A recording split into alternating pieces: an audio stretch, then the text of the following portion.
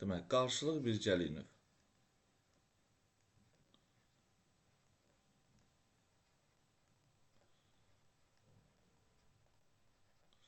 Qarşılıq birgəlik növdə biz nəyə bilməliyik? Birincisi, şəkilçisini biz yaxşı bilməliyik.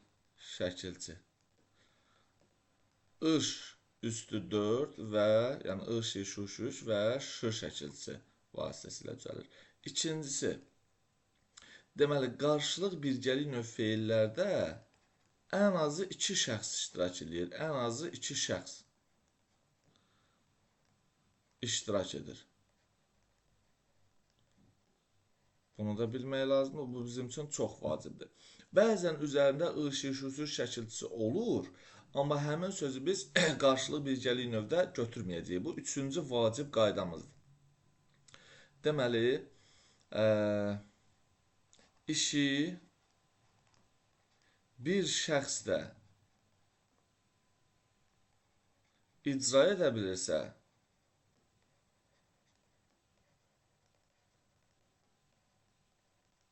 bu feillər qarşılıq birgəlik növdə deyil. Bunu əzbərləmək lazımdır. Qarşılıq birgəlik növdə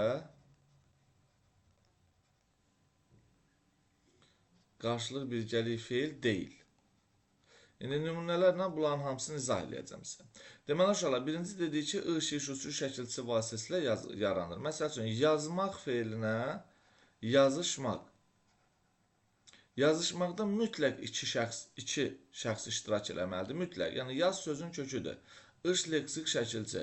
Burada istəyiriksə biz götürək, ChatGPT ilə yazışaq. Fərqi yoxdur, uşaqlar. Yazışmaq sözünün mənası odur ki, biz yazırıq, bizə cavab gəlir. Bu yazışmaqdır. Yəni, ən azı 2 şəxs iştirak eləyəcək burada. Ən azı 2 şəxs. Dalaşmaq sözü var. Dalaşmaq. Söz yaradıcılığını keçəndə demişdik ki, bunu burada sözün kökü dalamaqdır. Ş burada leksik şəkilçi olacaq. Vuruşmaq. Vuruşmaq.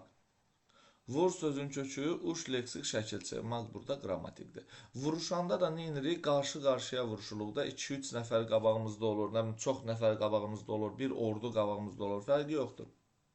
Döyüşmək. Döyüşmək. Nə olacaq burada? Döy sözün kökü, üç burada leksik şəkilçi, maq, qrammatik şəkilçi olacaq. Bunların hər biri qarşılıq birgəlik növdədir. Və yadınızda saxlayın ki, əgər ayrı keçəsi olsaq, belə bir şey də göstərəcəm sizə. Qarşılıq növ feillər ayrıca göstərirəm. Qarşılıq növ. Qarşılıq növdə nə olmalıdır uşaqlar? Qarşı-qarşıya, iş qarşı-qarşıya icra olunmalıdır. Məsəl üçün, biz burada döyüşmək dedik ya, döyüşmək. Döyüşmək sözündə əsgərlər döyüşdü formasında verilibsə sizə, bunu biz qarşılıq birgəlik növdə verəcəyik. Çünki döyüşənlər qarşı-qarşıya döyüşürlər.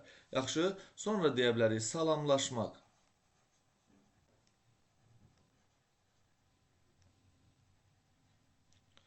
Salam sözün kökü lalə leksik şəkilçi, ş leksik şəkilçi, ş həmin bu ş leksik şəkilçidir. Salamlaşanda qarşı-qarşıya salamlaşırlar. Ona görə bu olacaq qarşılıq birgəlik növ. Amma, daha doğrusu qarşılıq növ. Amma birgəlik növ, burada xor var uşaqlar, xor. Yəni, bir işi bir neçə nəfər bərabər görür. Məsəl üçün, gülüşmək. Gülüşmək. Gül, gülüş, gülüşmək. Yan-yana durub bunlar gülüşə bilərlər. Ağlaşmaq. Ağlaşmaq. Ağla sözün kökü ş leksik şəkilçi, burada birgəlik növ var. Həmçinin birgəlik növdə olan, burada da bir-iki nümunə yazacağım. Bunlar düşürlər testdə. Mələşmək. Bu birgəlik növdədir. Mələmək sözün kökü ş leksik şəkilçidir. Sonra ulaşmaq. Daha çox düşənlər bunlardır. Ulaşmaq. Ula sözün kökü ş leksik şəkilçidir. Bəs bizi necə çaşdıra bilərlər? Yəni, bu üçüncü qayda bizə nə kimi kömək eləyəcək? İndi onu deyirəm sizə. Uşaqlar, baxın. Deyirəm ki, qocalar gəzişir. Gəzişirlər. Kök şəkilçi ayıram. Gəz sözün kökü. İş leksik şəkilçi. İri qrammatik, lar qrammatik. Hansı qrammatik məna növündədir? Mən deyirəm ki, bu iş olmağına baxmayaraq məlum növdədir. Niyə məlum növdədir? Çünki mən bu işi tək icra eləyə bilirəm. Mən gəzişirəm. Gəz sözün kökü, iş, leksik, şəkilçi, qrammatik, əmr qrammatik. Mən tək də gəzişə bilərəm. Gəlin eyni şeyi yazışmağın üzərində yoxlayaq. Deyirəm ki, uşaqlar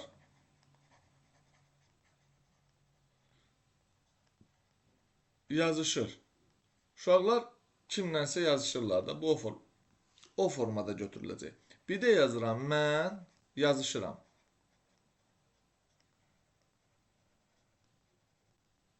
Yaz sözün kökü, iş, leksik, şəkilçi, qrammatik, aməm, qrammatik. Nə fərq oldu uşaqlar? Mən də yazışanda qarşımda başqa bir şəxs olmalıdır da yazışım.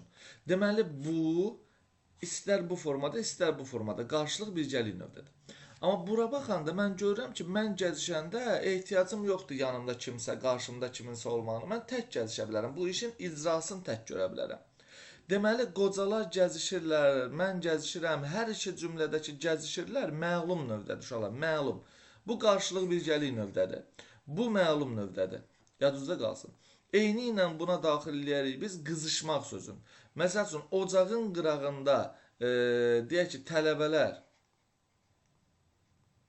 tələbələr qızışır.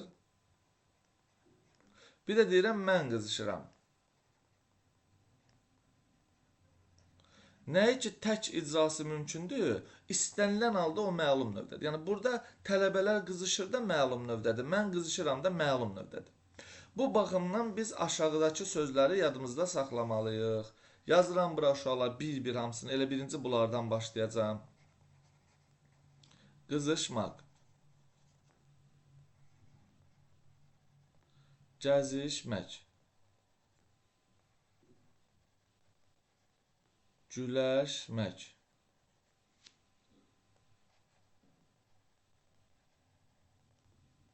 büzüşmək,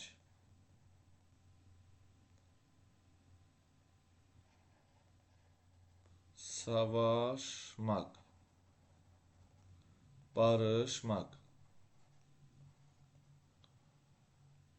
danışmaq,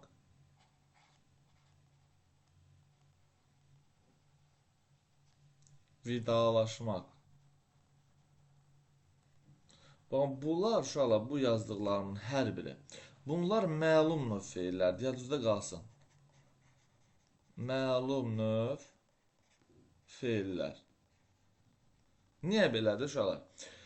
Güləş sözün köküdür, sadə sözdür. Büzdən büzüş yaranır. Amma sonradan mən tək də büzüşə bilərəm. Hökm deyil yanımda kimsə olsun. Savaş sadə sözdür, barış sadə sözdür, danış sadə sözdür. Vida sözündə ş şəkilçisi yoxdur, laş-ləş var burada. Ona görə bunlar olacaq hamısı, bunları da tək icra eləyə bilirəm. Məlum növdə. Bu uşaqlar bizim qarşılıq birgəlik növ haqqında bilməli olduqlarımız idi. Keçdik indi. Keçdik sonuncuya, icbar növə. İcbar növ feillər. İcbar növ feillərdə şəkilçi hansılardır? Şəkilçisi uşaqlar dır, dir, dur, dur leksik şəkilçisidir və t leksik şəkilçisidir. Dır-dirin t-sıdır. Yadınızda qalsın. Bir də var ı-t, tut-tut şəkilçisinin t-sı. Fərqli şeylərdir. İndi uşaqlar, icbar növdə biz nəyi bilməliyik? Birincisi bilməliyik ki, bu icbar növdə 3 şəxs iştirak edir. Mütləq şəkildə 3 şəxs iştirak edir. Biri işi tapşırandır. Biri adını qoyaq, işi tapşıran. İkincisinin adı qoyaq, işi gördürən. Üçüncüsünün adını qoyaq, işi görən. Bu formada. Bu üçü varsa, yəni bir sözün üzərində dır-dir, dur-dur varsa və bu üçü də iştirak edirsə, onu icbar növ feil kimi götürəcəyik biz. Nəzərinizdə qalsın. Məsəl üçün, baxın, deyirəm ki, torpağı qazdır. Qazdır. Sonra bunu mən deyirəm. Baxın, mən birinci şəxsəm, torpağı qazdır. Mən qarşımdakına deyirəm, o ikinci şəxsdir. Torpağı qazdır. Ona qaz demirəm ki, özü qaza. O da gedəcək buldozer çağıracaq, o formada qazdıracaq. 3 şəxs iştirak elədi burada. Deməli bu feil icbar növdədir. İndi deyirəm ki, işığı söndür. Söndür.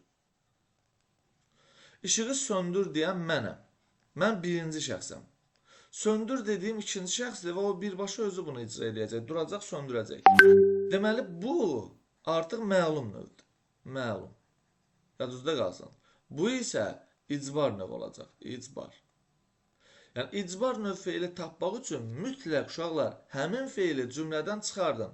Sizin üçün çətinlik yaranmasın deyə. Çünki belə bir şey düşə bilərsə, məsəl üçün mən dərslərimi yazdırdım. Yazdırdım. Yaz sözün kökü. Dır leksik şəkilçi. D qrammatik, m qrammatik. İndi burada fikirləşərsiniz ki, yazdıran mənəmlə 2 dənə şəxs var, məlumdur. Xeyr, uşaqlar, belə deyil. Burada biz nə etməliyik? Yazdır feilin ayrıca çıxartmalıyıq qırağa. Yazdırmaq olacaq bu. Və fikirləşirəm. Filan şeyi yazdır deyəndə mən bunu dedim. Birinci şəxsəm mən. Mən ikinci şəxsə dedim. Bu onu özü icra eləyəcək. Xeyr, mütləq üçüncü şəxsə deməlidir bunu. Kimsə yazacaq bunu. Həmin ikinci şəxs yox. Deməli, bu icbar feildir. Deməli, bu icbar feildir.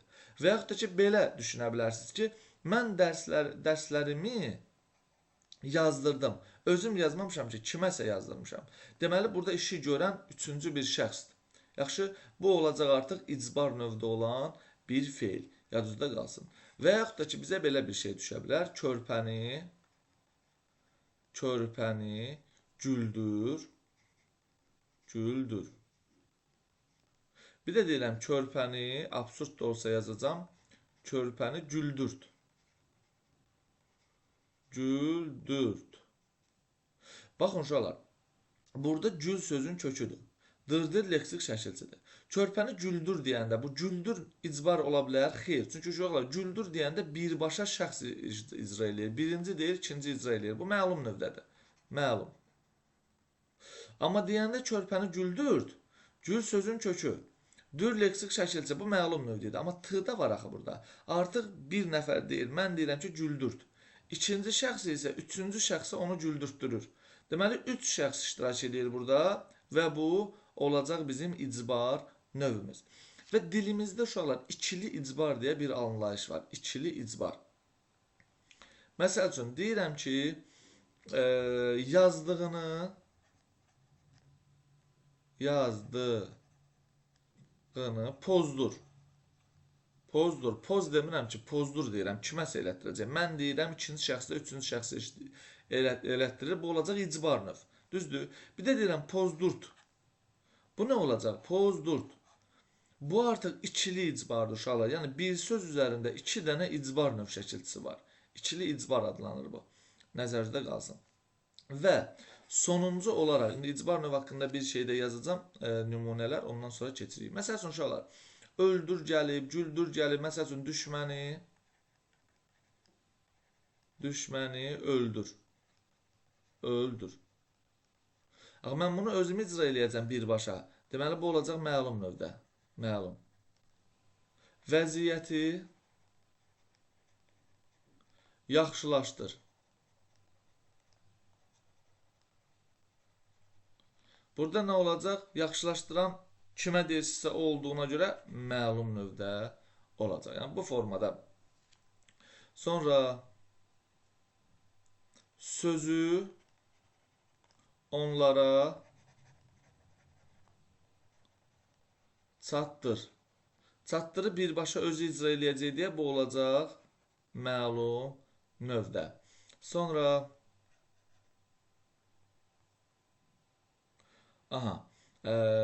deməli deyirəm ki, əkin yerin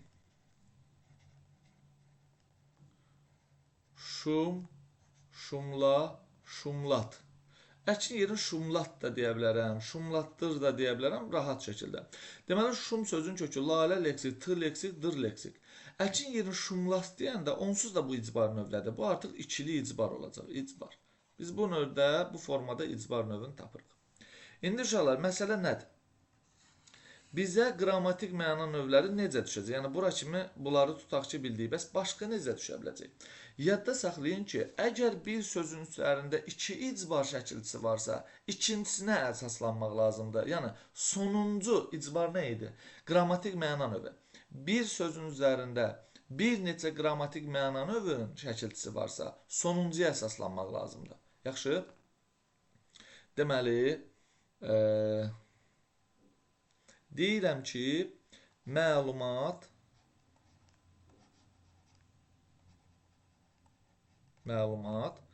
şagirdlərə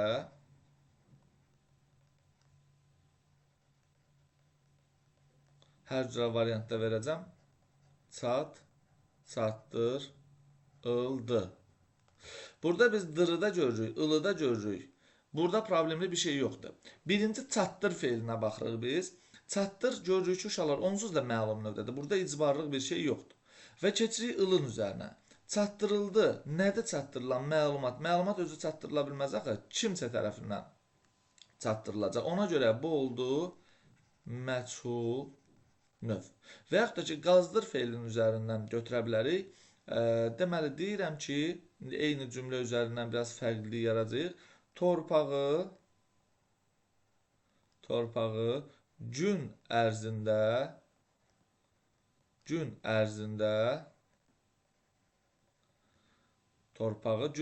qazdırıldı. Qazdırıldı. Qaz sözün kökü. Dır leksik şəkilçi, icbarın şəkilçisidir bu. Ilı artırılıb deyə bura. Bu artıq icbardan çıxıb. Nədir qazdırılan? Torpağı. Torpaq kimsə tərəfindən qazılır. Bu olacaq məchul feil. Yəqin ki, burada bir problemimiz olmayacaq.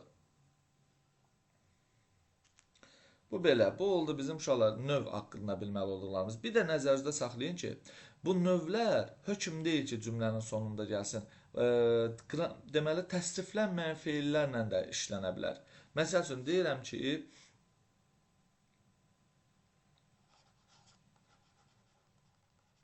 deyilmiş vaxt çatdı. Burada baxıram ki, uşaqlar, bu deyilmiş, axı çatdı da etsin yoxdur, çatdı nədir? Məlum növ. Məlum. Amma burada bir məchul feil də var axı. Deyil, deyilmiş. Deyilmiş bu kimsə tərəfindən deyilir də. Söz özü-özün, vaxt özü-özün deyə bilməz axı. Deməli, burada da bir məchulluq var. Məchul. Ona görə cümləni axtaranda uşaqlar mütləq şəkildə təsriflənməyən feillərdə nəzər yetirəcəyik. Bir dənə nümunə yazıram.